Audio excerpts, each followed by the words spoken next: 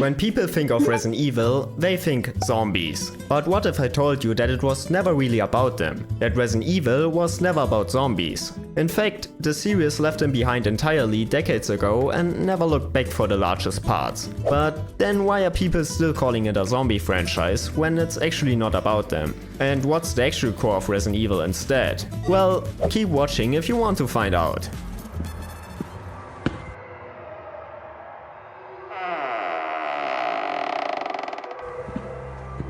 First we have to figure out why people even think of zombies when they think Resident Evil. A large contribution are the early games until Resident Evil 4. In those games, zombies are literally everywhere. They are always the first enemy you encounter, except for ironically the first game, which introduces the Cerberus slightly earlier in the beginning cutscene. They are the main enemies for all the games, and they are the only ones you encounter throughout most of the games instead of just certain segments. The difference in numbers between them and the other enemies is actually surprisingly huge, even if you expect them to be significantly more. The original Resident Evil 1 features about 60 to 80 zombies depending on the game mode, but less than half the zombie dogs and just a few more hunters. But the numbers for the original Resident Evil 2 and 3 are actually even more extreme, with vastly more zombies compared to literally every other enemy. This isn't necessarily that surprising, considering how there are just lots of streets fully filled with zombies in these games, but it still shows very well why people might see Resident Evil solely as a zombie franchise. But still, this would usually not be enough to shape the whole image of a franchise. I mean, most games have one type of enemy that is present more than the rest, but we still wouldn't call something like Silent Hill 2 a mannequin horror game. The reason for this is arguably because additionally to just being in the games a lot, they are also just incredibly iconic. Their looks, mannerisms, and the moaning sounds they let out when strolling slowly through the hallways are well known and connected to zombies all around the world. Especially because they are very reminiscent to the already iconic zombies George A. Romero created when doing his genre-defining movies. They just stand out so much that it's logical to assume that they are the main topic of the games. In addition, their introductions are also done very well and hard to forget. Just take a look at the image of the first zombie from Resident Evil 1. You have probably seen it lots of times already, even if you haven't played the game, because it's just one of the most popular and atmospheric moments in the game. It perfectly captures the shock and horror of these creatures and sets the tone for the rest of the game. And obviously it's even so good that I decided to make it my profile picture, and that has to mean something, right?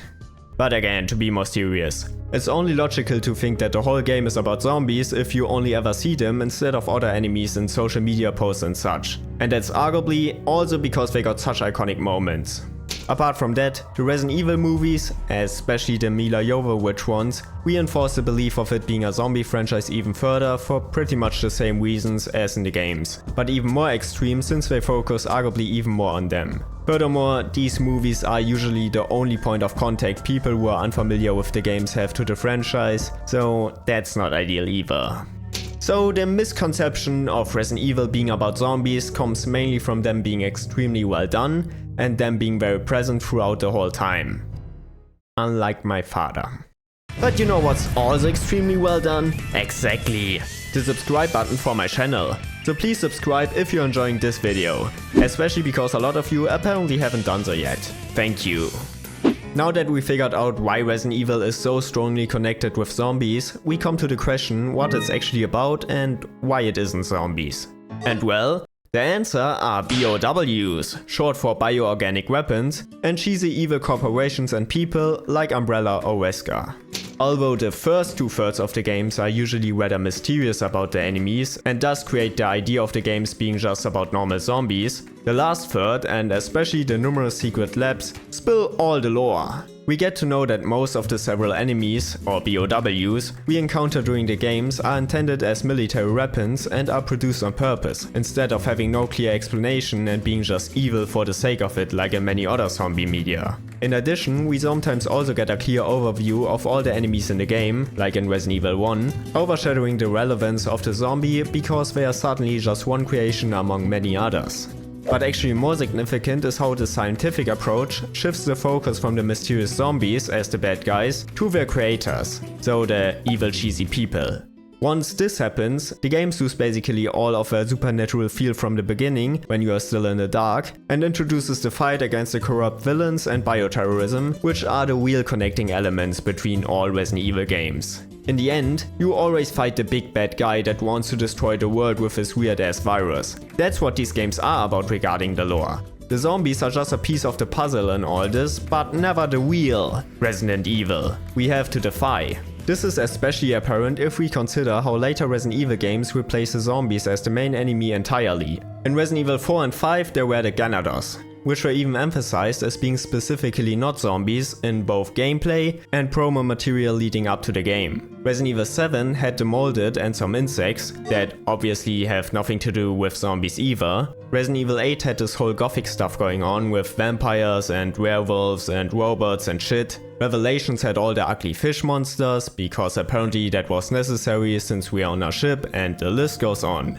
The only times they still used zombies were in some spin-offs, like the horrible Umbrella Corps, the remakes, obviously, and occasionally in Resident Evil 6. But they can carry guns there, so I'm not entirely convinced. Anyway, zombies have been basically gone in the mainline entries since Code Veronica 25 years ago, and Resident Evil still manages to feel like Resident Evil with some overly cartoonish bad guys, a dumb B-horror movie story, and fun gameplay with the sporadic scare. Therefore, I think it's pretty clear how Resident Evil was indeed never about zombies, because they simply aren't integral to the feel and identity of the franchise at all, even though they are so connected to it.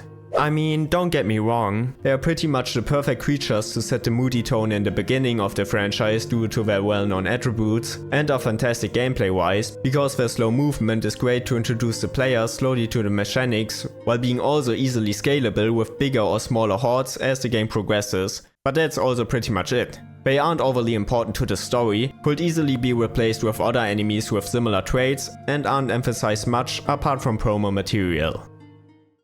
So, Resident Evil was never about zombies, if you haven't noticed by now. But is this even a good thing? Or should Resident Evil actually return to and focus more on the zombie— No! For the record, zombies were a great start and it was the right decision to emphasize them so much during the early years. Like I said right now, they were amazing to introduce players slowly to fixed camera angles and tank controls, especially because these things were new back when Resident Evil 1 released. Additionally, they arguably also helped the franchise to become more popular, simply because people know and love zombies. You could tell someone, "Oh, it's a zombie game. You love zombie games." And unsurprisingly, they'd be most likely more interested than if you had told them, "Oh, it's about these weird people who are evil and tyrant." For everything other though, the franchise needed to separate itself from them as they are just so iconic that they overshadow the other themes. Resident Evil would never have been able to get its own identity and evolve as a series if they kept them around for much longer, because people will continue to think of Resident Evil purely as a zombie franchise instead of the much more unique core it actually has. And even when looking at just the gameplay, they'd become a problem sooner or later, since the expectations of how zombies have to behave and look like are just so engraved in our minds. Unfortunately, you can only do so much with zombies after all these years, so trying to keep them would massively hinder the creativity and variety of the enemies. For example, Resident Evil 4's Ganados are vastly more intelligent and aggressive than the usual zombies, which fits the faster and more action-oriented style of the game, so it was simply necessary to replace them as the main enemies to evolve the core gameplay. So to summarize this video in 3 points now that we are coming to an end. People associate Resident Evil with zombies because they are well done, ultimately iconic, and overshadow the rest in promo material and memorable moments. The franchise was never about zombies, but fighting evil corporations, containing viruses, and having amazing gameplay with some horror elements. This is actually a good thing, and the lack of zombies should not be criticized. But what do you think about all this? How important are zombies in regards to Resident Evil for you? Please let me know in the comments. Apart from that, I would appreciate if you subscribe, like and share the video if you enjoyed it. Thank you and see you next time.